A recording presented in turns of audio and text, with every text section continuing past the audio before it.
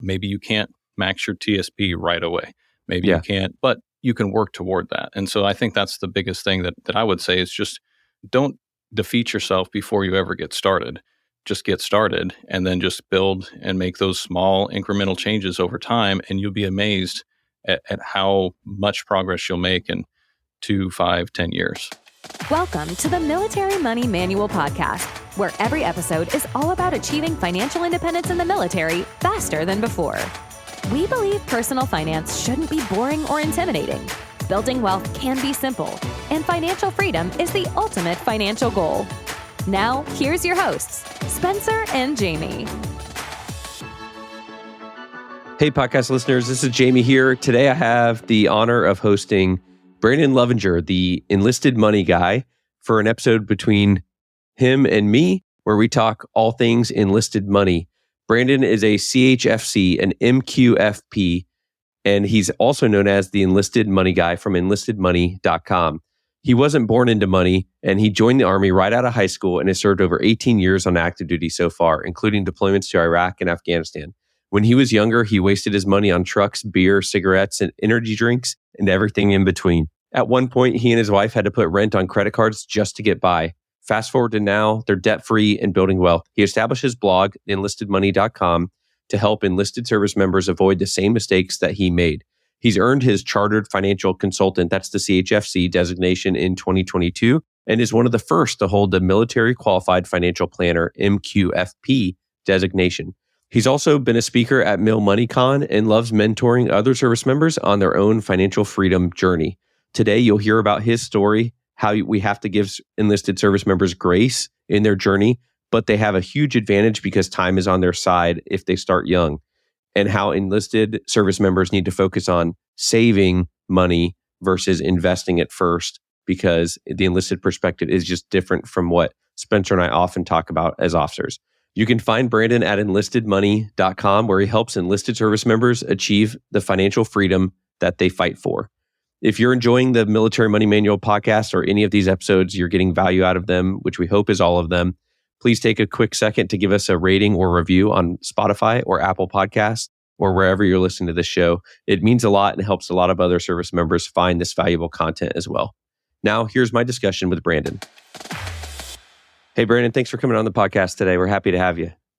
Hey, yeah, thanks. I'm really excited to be on the show with you, and yeah, just really excited to be able to talk about some of my story and some of the things that we can do to help other military members. You have an amazing story. You went from, early in life struggling as a young soldier with money and finances, even before your time in the Army, and now to Chartered Financial Consultant and on your way towards CFP. What gave you that drive, and how did you do it? Yeah, I mean, long story short, I sucked with money and then figured out hey, this is not what I want to do. I was actually sitting in a cold, stinky tent in Afghanistan looking at bank statements. I mean, that's how you know you're really bored. Wow. And I figured out that I was going to pay $7,000 in interest over the course of my truck loan. And I was like, that's crazy. I could have almost bought the truck I had before. Her name was Marlia, by the way. I could almost bought that truck in cash for that. And so I was like, okay, this is crazy. So found a blog, Get Rich Slowly. I feel like I read every single article on there, then Total Money Makeover, and went through kind of each stage. And then eventually we got to where we were debt free. Then after that, we kind of took a pause there, just lived life, weren't really that into personal finance and stuff like that. But then started to get a little more serious whenever we had our son, and hey, I guess I should be a little more adult, I guess. And so kind of fast forward, I feel like I read every personal finance book out there, and I just wanted to learn more, and I wanted to help other people because I kind of felt and saw the change that it made in our own lives.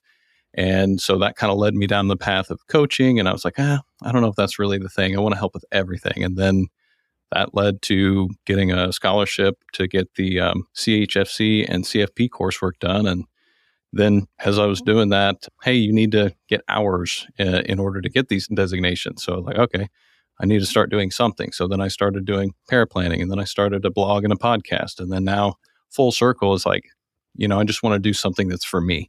I want to do something that is for the 18-year-old me now. Yeah, so that's kind of what I'm trying to put out there in the world. It's the content and the things that I wish I would have read and applied whenever I was 18. That's great. And there's such a gap there. A lot of people don't know what they don't know, and they're struggling and they're overwhelmed with finances. And the young airmen, the young soldiers, young Marines often don't know where to turn. So seeing their leaders, whether senior NCOs or officers, set the example, be comfortable talking about this, makes a lot of headway for the culture of the unit and the security of the families on the team as well. So that's a great story. I'm excited to have your perspective because Spencer and I are both officers. We're both in the Air Force. We both have a very similar background and career of how we got where we are now. We've been trying to have more enlisted topics, more enlisted perspective for a long time. And so that's one of the many reasons that your expertise here is going to be so valuable to our listeners. What are some ways that you think that finances are different for our enlisted service members than they are for the officers? There's a lot of differences, but there's a lot of similarities too. A lot of the same benefits are available for both enlisted and for officers. But I feel like oftentimes just from the get-go, enlisted service members are generally coming into the military at a different stage in their life. So like say, for instance, an 18-year-old is much different than a 14-year-old. A 22-year-old is much different than an 18-year-old. And so that kind of span of time, I mean, you're looking at different things. And then also, we just expect officers to do these things and be in charge of these things. And even just like at the end of your schooling and all that, whenever you first commission, you're faced with a very common, but, kind of difficult choice like the career starter loan. You're kind of forced to think about finances, in a very real way. Whereas like enlisted soldiers, we don't have that kind of the idea that, hey, you're going to have a lot of money that you're going to have to manage. We kind of make the assumption, hey, you need to focus on saving money. You need to focus on not buying the car. You need to focus on all these other things. And also, too, I think we come from, in general, and there's in cases for both sides of this. There's people that came from wealthy families that enlist. There's people from poor families that commission. But on the whole, like my experience as a recruiter kind of showed me, like the people that have a military background and kind of know the ins and outs, those are the ones that are kind of probably going to push more toward becoming an officer. So there's a lot of people like me that I had no experience with the military. I had no idea the benefits. I had no idea about money. And actually, the only thing I knew is I was going to have to work until I died. And so the idea of being able to invest money was a foreign concept to me.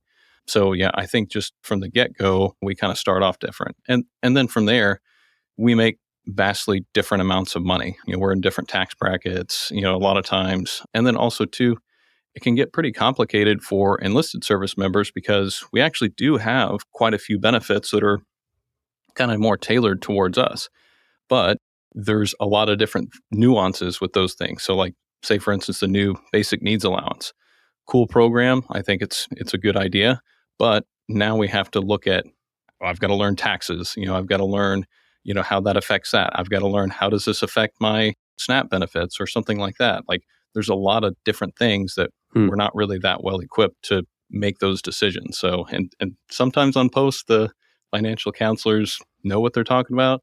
Sometimes you got to kind of walk them through that. So I think just from the get-go, there's a lot of different nuances from where we come from in life. Yeah, those are really important points. What the enlisted perspective often is, again, not to stereotype, there's people on both sides of the spectrum, like you said. I think a lot of times when you're in a unit where there's officers enlisted working closely or conversations there, it's important to understand that there are potentially differences in perspective, in background. If you are taking a work trip, TDY, and you go out to dinner together, there may be more ability for the officers to go to a steakhouse than there will be for the E3s, and not to pressure them and to make sure that they have the right resources as well. Like you said, it's better than others at each post or each base of what resources they have. There should be the resources available, but whether those people are as helpful as they could be is kind of the variable. So how are some ways that we overcome this? Any techniques or other mindset shifts for people to think about? Yeah, I think kind of the biggest thing is we just have to accept where we're at in life and then just understand that you can achieve financial independence no matter where you start.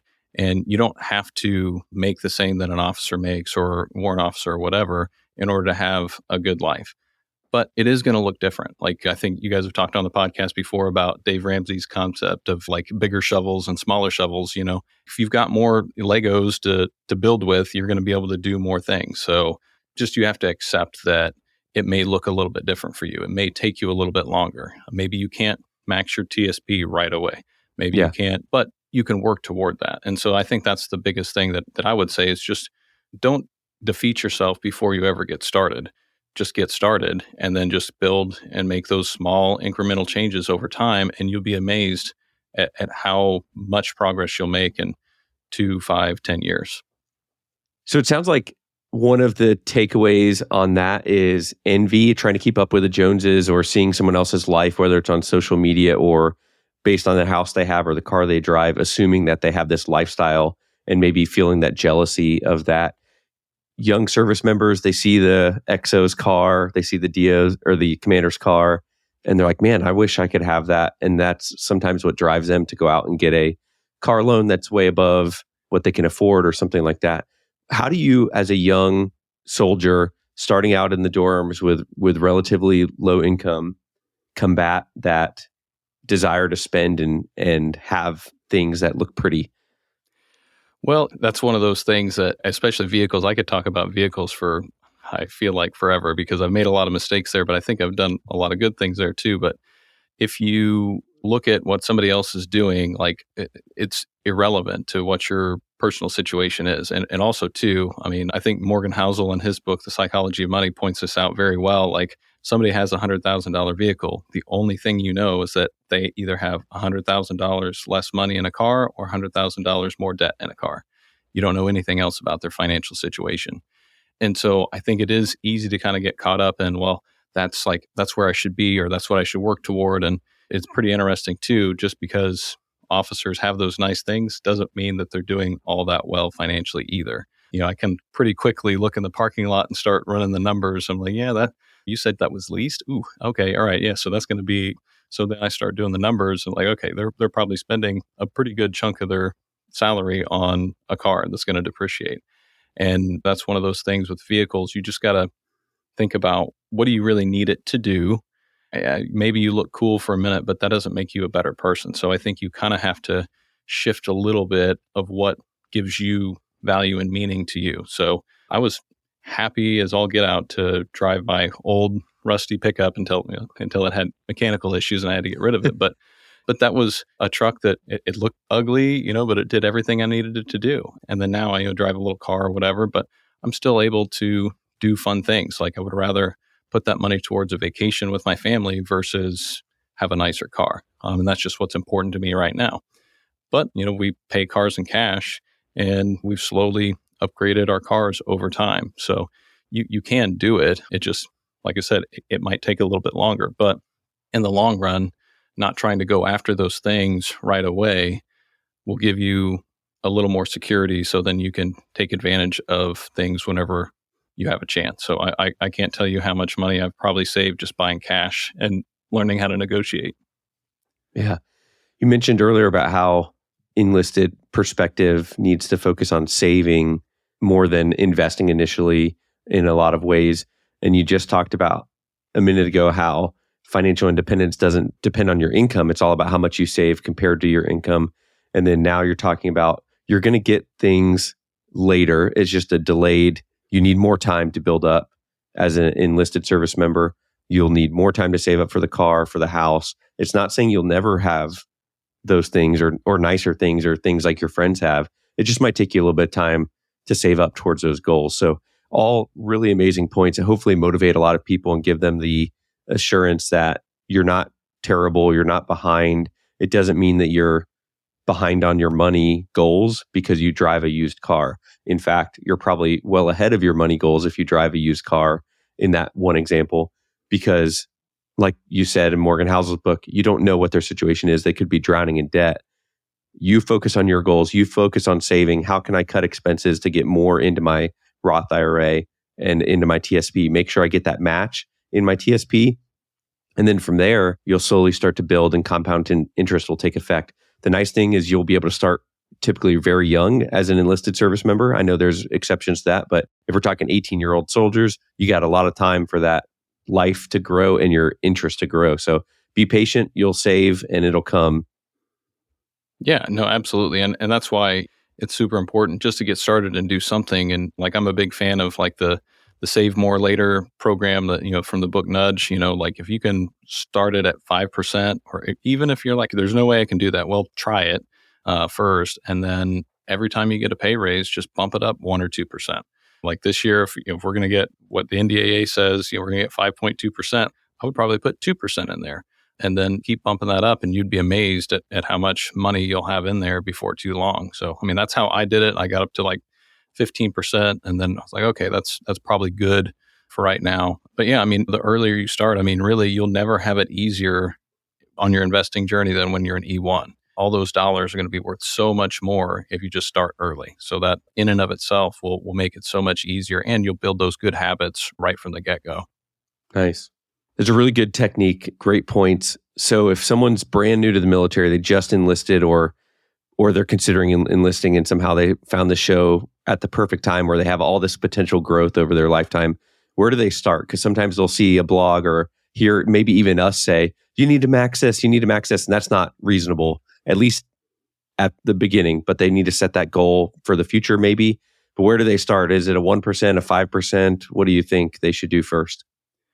I mean, it's obviously going to be individual, but if you at least don't get your match, if you're in the blended retirement system, then I mean, you've got to at least do that. And I know initially you don't get the full match, but I think at least putting that in to start, so then that way you'll never miss it. It'll be a whole lot easier to have it at 5%, and then it'll just automatically do its thing versus, oh, hey, it's 2 years, I got my match, I want to bump it up. So, but really anymore, the default, it should automatically be at 5%.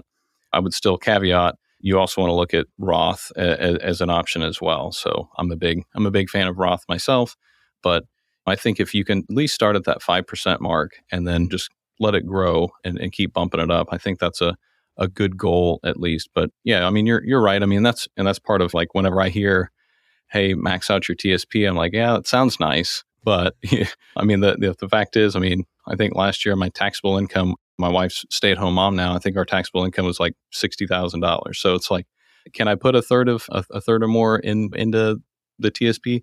Yeah, we probably could, but it'd be pretty tight.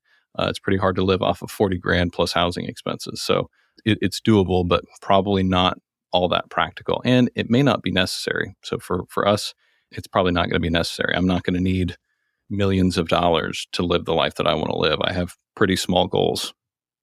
And it's important for everyone to remember too that no matter what your goal is, it's an individual decision, like you said.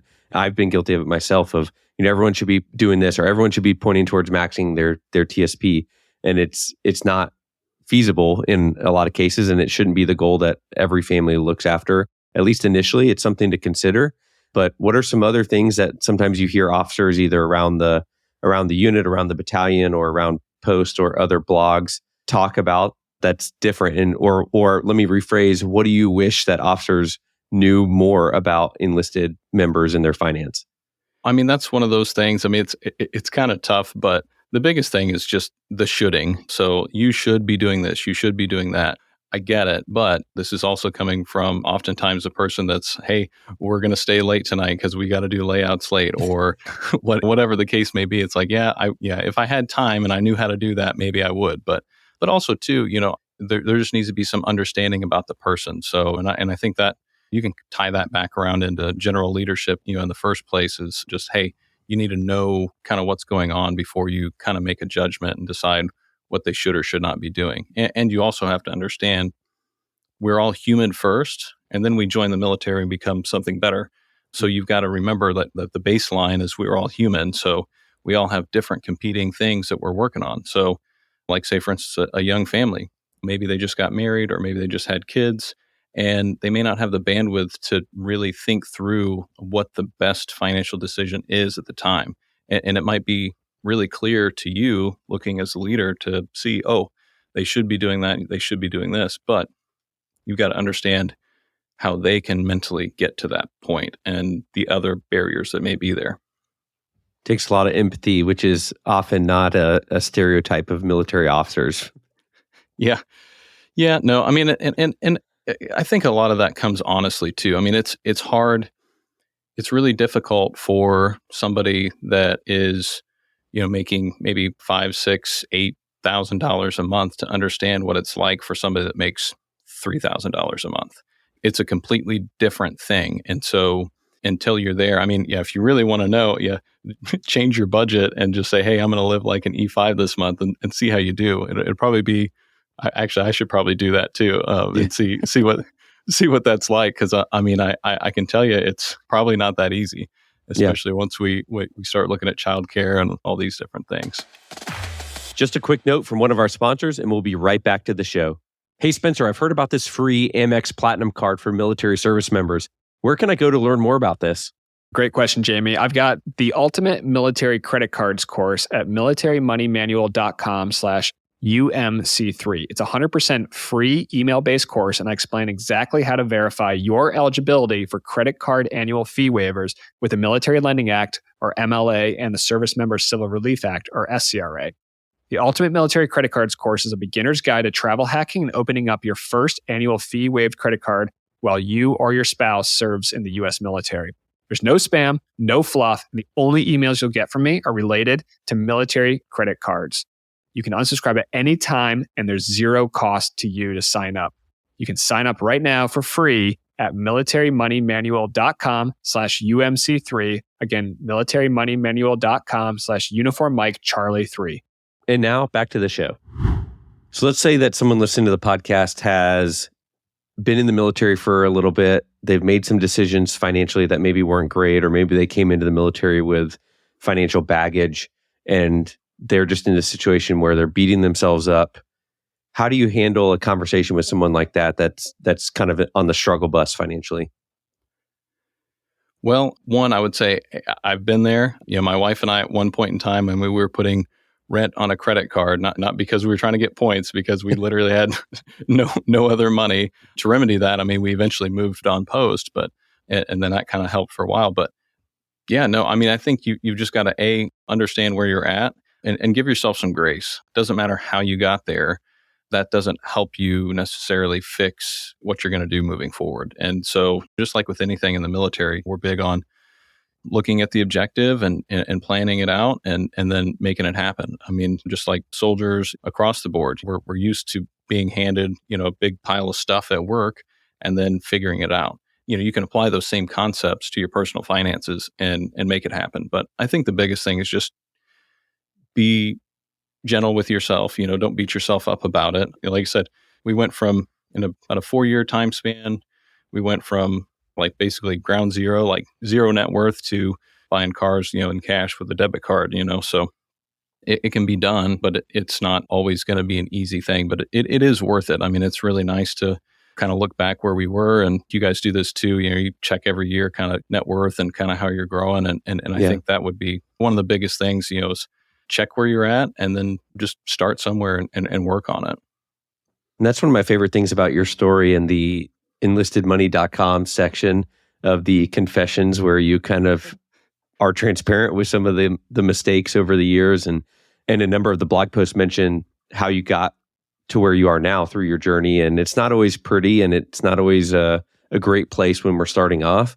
And I think the more that airmen and soldiers, Marines, they hear these stories, they hear people that overcame negative net worth and they came through it. Spencer and I have both talked about how we had a large amount of debt when we commissioned. My wife and I were over $118,000 in debt, and it's a lot of money. And officers get paid fine as a lieutenant, but not good enough to make that a miracle overnight. So it still takes work, and it's still in the situation where you're going to have to be fighting. But the more they hear that people, I'm not the only one that has debt, or I'm not the only one that's struggling with how much to put into my TSP. I'm not the only one that was concerned about how I was going to buy groceries last month. It happens. And it's probably more common than any of us truly appreciate, unless you've been in a role of senior NCO or first sergeant type of thing, where you've been working with those hurting service members on a day-to-day basis. So give yourself grace is a great one. It's hard in the military sometimes to tell your boss, like, hey, I need a little bit of time to focus on this. I'm distracted because we're struggling at home. My wife or my husband recently lost their job, and so we just got our budget cut in half, and I'm not sure how to do this, because it's a lot of time it's go, go, go. We got 3 weeks in the field, and you may or may not have comms with your family while you're out there. And the military life is not designed to make sure that your budget is in place before you do any of those. They have programs to try to help with that, but you have to take it on yourself to make sure that you're set up and that your family's there financially and prepared for whatever the military needs you to do. It's not always easy. Yeah, no, absolutely. And that's the thing too. I mean, whenever you start layering on all the different things that we've got, plus, once you have a family, I mean, it adds on. And also too, people have extended families and things like that too, that add a whole nother dynamic. You could tell somebody, hey, this is the exact right thing to do with their money, but their mom living with them at home or spouse or whoever, like, oh, no, we're not going to do that. Like, you're not. And so you have those kind of things that come into play too. And so, it can get pretty tricky, but yeah, no, I think those stories like that, I mean, those are my favorite. Like I was so excited when I got the first Enlisted Money confession. I did, I think we've got 2 up now. Would like to balance it out and get some success stories in there. So if that's you, I'd love to hear a success story. But yeah, no, I think that people learn best through stories. So I mean, we've got the Dairyland divorcee and we've got the credit card swiping sailor. I mean, try and make it a little bit light. But no, I think those are really instructive. And like I said, I mean, you do have to just accept, hey, I made a mistake or whatever. But as long as you learn from it and you don't repeat those mistakes, and then for me, I'm atoning for my sins, quote unquote, by trying to help other people avoid the same ones. There's no reason why people have to make the same mistakes I did. I'm a big believer that experience is cheap if you're smart enough to get it secondhand. So you may as well get it from me and or you or whoever, and just avoid those to begin with. Another one that I liked on the enlistedmoney.com on your website, it might be a little bit of a clickbait title, but it definitely got me interested. It's called E1's Becoming a Millionaire, and it definitely got my attention, definitely got me to click on it. Can you tell me a little bit more about that article where you say that E1s have it easy? Maybe a little bit of a hot take.